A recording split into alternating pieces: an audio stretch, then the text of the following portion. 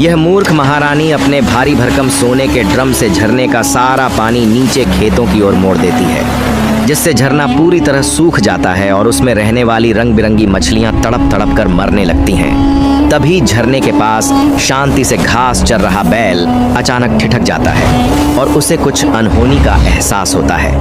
वह बिना देर किए तेजी से दौड़ता हुआ झरने तक पहुंचता है। वहां पहुंचकर बैल देखता है कि पानी खत्म हो चुका है और सारी मछलियां आखिरी सांसें ले रही हैं। उसी पल बैल समझ जाता है कि इन्हें बचाने के लिए किसी भी तरह पानी लाना जरूरी है। फिर बैल बिना रुके जंगल के घने और पथरीले रास्तों से पानी की खोज में निकल पड़ता है।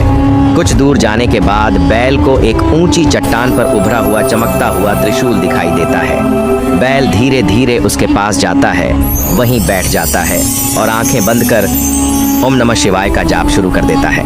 उसकी आवाज में गहरी भक्ति और करुणा होती है। कुछ समय बाद बैल की सच्ची पुकार सुनकर स्वयं महादेव प्रकट होते हैं। जब बैल रोते हुए उन्हें सारी व्यथा सुनाता है तो उसकी करुणा देखकर महादेव का हृदय द्रवित हो जाता है।